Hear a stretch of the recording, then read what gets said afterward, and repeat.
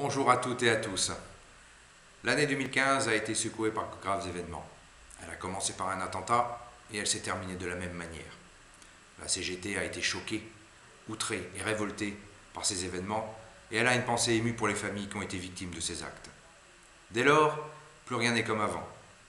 Les outils mis en place en urgence par le gouvernement pour assurer notre sécurité sont malheureusement les mêmes que certains voudraient voir utilisés pour restreindre nos libertés individuelles. Entre nécessité de sécurité et danger pour nos libertés individuelles, la frontière est ténue. La CGT s'inquiète d'une dérive autoritaire qui semble s'ancrer dans le temps. Elle se préoccupe également du projet du gouvernement tentant d'instituer la déchéance de nationalité, scindant ainsi les citoyens français en deux catégories, les Français de souche et les autres. Créer la division là où nous avons le plus besoin de l'unité la plus large et la plus forte possible, relève d'une erreur politique lourde de conséquences. Mais il y a eu aussi de nombreuses autres attaques, dont on parle moins dans le contexte actuel, mais pourtant qui nous touchent tous. Les lois Macron, par exemple, qui détricotent encore un peu plus le code du travail, mettant ainsi sous la main du patronat l'ensemble des salariés, sans aucune intervention du gouvernement. Dans notre branche, c'est le PPCR, combattu par la CGT, mais signé par plusieurs organisations syndicales et qui consacre l'allongement de la carrière. Pour exemple, pour un adjoint administratif, il faudra entre 5 et 6 ans supplémentaires pour atteindre le dernier échelon de son échelle. Quelle est la contrepartie proposée? Presque rien. En effet, le gouvernement a proposé d'intégrer un certain nombre de points liés au régime indemnitaire dans la rémunération brute sous forme de points d'indice. Certes, c'était une revendication de la CGT, mais la CGT demandait à ce que l'intégralité des primes soit intégrée dans le point d'indice. Or là, nous obtenons 4 points pour les catégories C, 6 pour les catégories B et 9 pour les catégories A. Autant dire, presque rien. Par ailleurs, cette proposition gouvernementale n'entraîne aucune augmentation de votre salaire, puisque l'on va prendre votre régime indemnitaire pour le convertir en point d'indice. La CGT a voté contre ce projet, notamment parce qu'il consacre l'allongement de la carrière. En réalité, les agents partiront beaucoup plus tard et peut-être pas avec l'indice final de leur échelle. En conséquence, il y aura probablement une baisse de la rémunération, mais également des pensions de retraite pour les fonctionnaires partant à la retraite. À l'EMS, on va encore plus loin. Suppression de 1000 postes. Et là, c'est très grave. Car si certains pensent que nous ne sommes pas touchés, c'est peut-être vrai pour l'instant.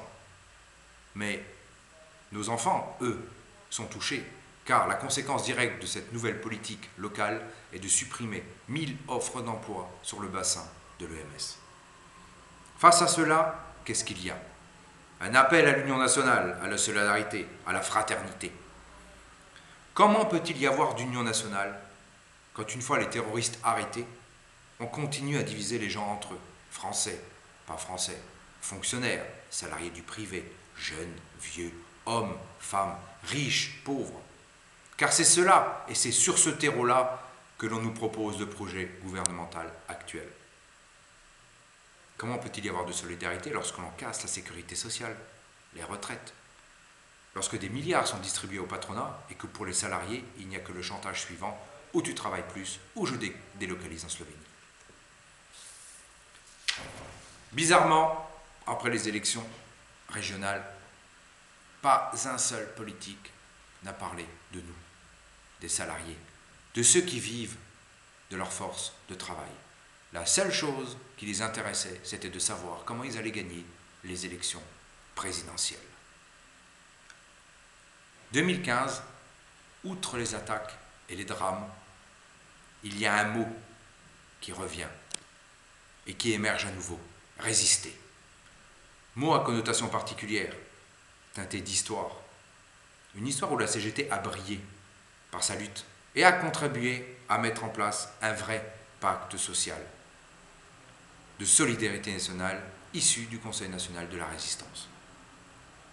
Et c'est ce pacte que tous les politiques actuels veulent détruire, car il dessert clairement les visions ultralibéralistes du patronat. Aujourd'hui, mon vœu, c'est que cette année s'inscrivent enfin dans une résistance courageuse, déterminée et puissante. Que nous, salariés, puissions enfin nous donner ensemble les moyens de nous prendre en main et d'obtenir de vraies améliorations de nos vies pour nous et nos proches. Il n'est pas trop tard pour résister, car l'outil qu'est le syndicat CGT est encore là. Mais c'est un outil que vous devez vous actionner, dont vous devez vous saisir.